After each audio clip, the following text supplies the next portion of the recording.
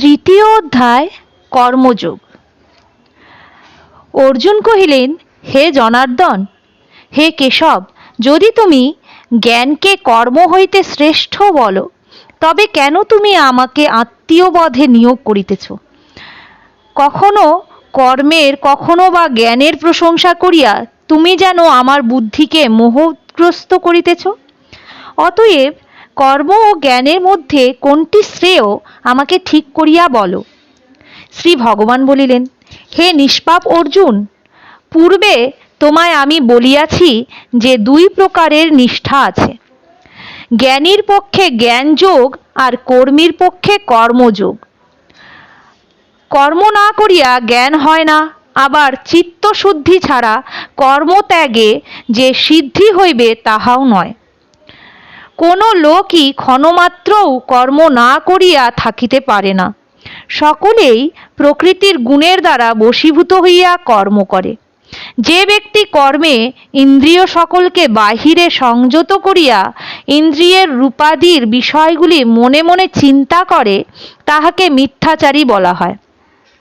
হে অর্জুন, যিনি মনের দ্বারা ইন্দ্রিয়কে সংযত করেন এবং কর্মে ইন্দ্রিয় দ্বারা কর্মযোগে রত, তিনিই শ্রেষ্ঠ। তুমি নিয়তই কর্ম করিতে থাকো, কেননা অকর্ম হইতে কর্ম শ্রেষ্ঠ।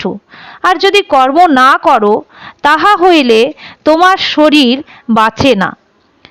ঈশ্বর প্রীতির জন্য কর্ম, নচেৎ কর্মবন্ধন হয়।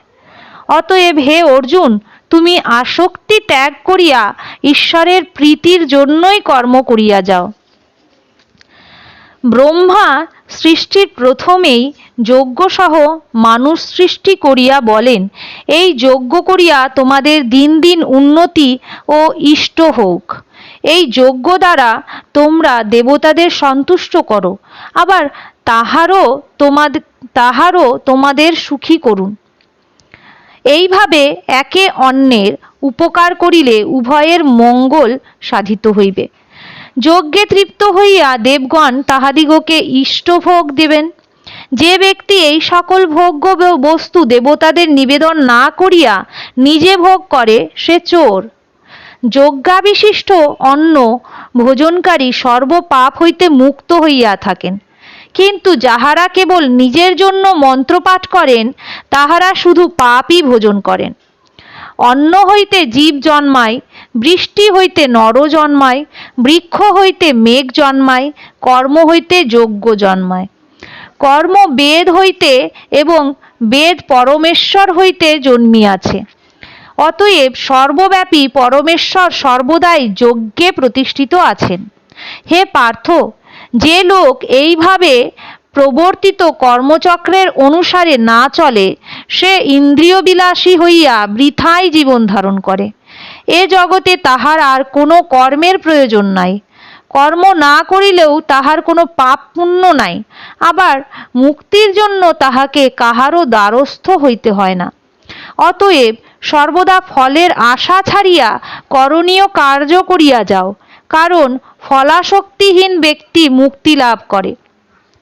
জনকাদি মহাত্মারা কর্ম দ্বারাই সিদ্ধিলাভ করিয়াছিলেন। তোমার পক্ষে লোক শিক্ষার জন্যও তোমার কর্ম করা উচিত। শ্রেষ্ঠজন যাহা যাহা করেন, সাধারণ লোকে সেই সেই কর্ম করিয়া থাকেন। শ্রেষ্ঠজন যাহা বলিয়া স্থির করেন, সাধারণ জনও তাহাই মানিয়া চলেন। হে পার্থ, ত্রিলোক আমার করণীয় কিছু নাই, ত্রিভুবনে আমার অপ্রাপ্য কিছু নাই, তবুও আমি কর্ম করিয়া যাইতেছি। হে অর্জুন, আমি নিরলস কর্ম করিতেছি। যদি তাহা আমি না করিতাম, তবে নিশ্চয়ই মানবগণ আমারই পথ অনুসরণ করিত। আমি যদি কর্ম না করি, তবে এই সকল ব্যক্তি উচ্ছন্নে যাইবে। আমি তবে বর্ণ সংকরের কারক হইব এবং সকল ব্যক্তি আমার দোষেই বিনষ্ট হইবে। হে অর্জুন, অজ্ঞানজন কর্মে আসক্ত থাকিয়া যেমন কর্ম করে, জ্ঞানীরা কর্মে আসক্ত না হইয়া লোক শিক্ষার জন্য এইরূপভাবেই কর্ম করিয়া থাকেন। কর্মে আসক্ত অজ্ঞ ব্যক্তিদের বুদ্ধিভেদ জন্মাইবে না। বিদ্বান যোগযুক্ত হইয়া নিজ সমস্ত কর্ম করিয়া অন্যকে কর্মে লিপ্ত করাইবেন। প্রকৃতির গুণে সর্বপ্রকার কর্ম হইয়া থাকে, কিন্তু অহংকার বশে বিমূঢ়জন নিজেকে মনে করে আমিই সব করি। হে মহাবীর অর্জুন, গুণ ও কর্মের বিভাগ যে প্রকৃতপক্ষে জানে, সে জানে যে গুণ সকল গুণাশ্রয়েই থাকে এবং আমি করি বলিয়া মনে করে না। যে সব অজ্ঞ ব্যক্তি প্রকৃতির গুণে মোহগ্রস্ত হইয়া বিষয়াসক্ত হয়, অভিজ্ঞজন এই সকল অজ্ঞজনকে বিচলিত করিতে পারেন না। অতএব তুমি আমাতে সর্বকর্ম অর্পণ করিয়া শ্রী ভগবানে মন রাখিয়া মমত্ব শূন্য হইয়া যুদ্ধ করো। যেসব ব্যক্তি শ্রদ্ধাবান হইয়া আমার কথার দোষ ধরেন না, সর্বদাই আমার মতানুযায়ী চলেন, তাহারা কর্ম করিয়াও কর্ম হইতে মুক্ত হইয়া পড়েন। আর যে সকল ব্যক্তি আমার মতের দোষ ধরে এবং আমার মতানুসারে কাজ না করে, সে সকল ব্যক্তি মূঢ় জ্ঞানভ্রষ্ট বলিয়া জানিবে।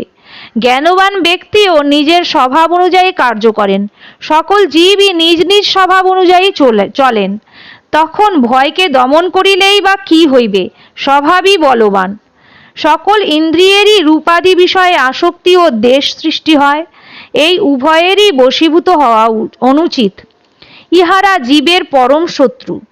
সর্বাঙ্গ সুন্দর পরম ধর্ম অপেক্ষা কিঞ্চিত অঙ্গহীন নিজ ধর্ম শ্রেষ্ঠ।